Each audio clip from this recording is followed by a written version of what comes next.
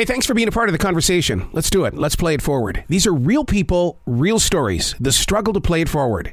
Episode number 597 is with author Brian Abrams. His book, You Talkin To Me? Morning. How are you? Absolutely fantastic. What an exciting book. I mean, I can't be the only one that's going to say this today. I had no clue that I knew as many quotes as I really do. I know what you mean. It's such a book of traveling into the past, but at the same time, why is it that I feel more empowered today to read the stories about why they even came into play? Because you took the time to do the research on the quote, and now it's like, wow, I can actually activate this in my own personal life.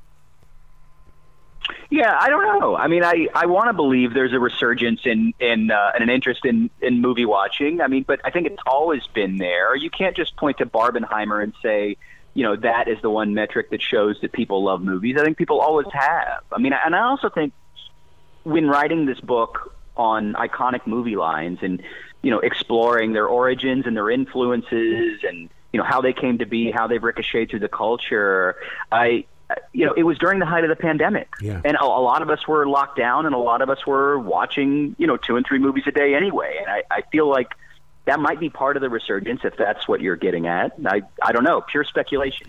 Well, I'll tell you what, I'm still binge watching. I mean, I actually, in my day with my wife, we have a certain time in the afternoon for lunch. We're binge watching. And you're right. I mean, because it became a part of our lives. And I'll tell you, I'll hear a line today in a show and I'll go, classic, hang on to that one. That one's going to be a big one. Bye, Felicia and Friday. That's a line that is memed to death, and why. And it has, there's a lot of lines like that, just amazing journeys, just kind of discovering why they became so popular. Do they know that it was going to become a big hit? Because I've seen Matthew McConaughey talk about, all right. That was basically an ad lib that became part of a movie. Sometimes yes, sometimes no. I mean, how many times have, did Coke Zero or Pepsi Clear become a hit? No. I mean, some things people try to push on you and it doesn't work, and some things do. And in the case of McConaughey with all right, I mean, he has carried that line with him throughout his entire career, has reused it in speeches and in other movies. And I mean, it doesn't hurt that Dazed and Confused is like the greatest hangout movie of all time. But, there are instances where I think screenwriters sit down at the keyboard and they do type out a line and they go, yeah, that's gold. That's going to be a good one. I mean, that does happen too. Like magic mirror on the wall. How many times have we used that in our life? That's one. I mean, the one I was thinking of is "Are You Not Entertained" by Gladiator, and like the screenwriter John Logan, when he typed that, he knew. He told me, he was just like, "Yeah, I know at some point this line is just going to explode." He felt it, and good for him that he was right. You had to have, you must have had fun with this, because I mean, this is the kind of thing that really creates conversation. Especially, I mean, it's almost like it's a book that you put in your living room, and you just kind of page through it when you're binge watching something and go, oh my god, let's go in there just to watch this movie for this quote right here. Yeah, I had that in mind. I mean, if it's a living room coffee table, great. If you keep it on your toilet tank, perfectly appropriate too. But I structured it in that way. It's like, yeah, it's a pick up and put down book, right? Like, I want it to be something that, maybe you knock out a couple a day or whenever you feel like it. You flip back and forth. You're in the mood to explore all the noir films of the 40s and kind of get to know the famous lines from there. Great. It's up to you. See, and that's what listeners need to understand too. I mean, you go back. These aren't just the movies just back to the Star Wars era. I mean, you go all the way back to the 1920s, even with the Jazz Singer. Right. I mean, well, there are lines back there that, like, we maybe know as an expression. Mm-hmm. Would you?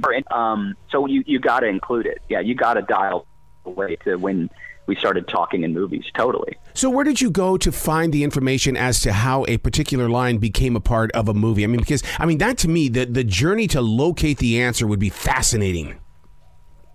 Yeah. The research is always the most fun part. I think that in the case of the pandemic, you're watching movies, you're watching Blu-ray commentaries, you're sucking down biographies and different books of criticism that have already been written. You're, and by the way, and as I mentioned, like during the pandemic, there were tons of filmmakers and screenwriters that were sitting by the phone and had the time. Mm-hmm. And so if you found their email and wrote them and said, hey, do you have 10 minutes to tell me about the most popular line that you've ever typed out, like in your life, I mean, they will call you back. So there were a lot of resources to go to, which was great. I know what it's like as a radio talent to be able to say something on the air that comes from out of nowhere. I can't imagine what it's like for the directors or even the actors when they deliver that line in the perfect pitch, volume, and tone. Mm-hmm. Or how many times it took them to do it. Right. I mean, it's a different story every time, right? Yeah, totally. Wow. Totally. What quotes are we getting wrong? Because we get a lot of them wrong. Yeah, I know.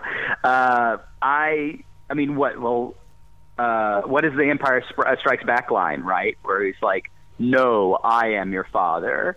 When I think we all know it is Luke, "I am your father." Yeah. I didn't try to focus on that too much, because I didn't want to I wanted the lines to speak for themselves. I didn't want to be this voice in the book that was being like, "Well, actually, you're getting it wrong." Right. I mean, I think, if you know the essence of the line, you want the story of the line, and that's good enough for me, Yeah, to me, it's like saying... Totally. Yeah, just mumble along. How about Renee Zellweger? "You had me at hello." Oh my God! When I can still hear her saying that even today. Yeah, it's so funny. I actually wanted to title the book "You Had Me at Hello," Really? The definitive guide to iconic movie quotes.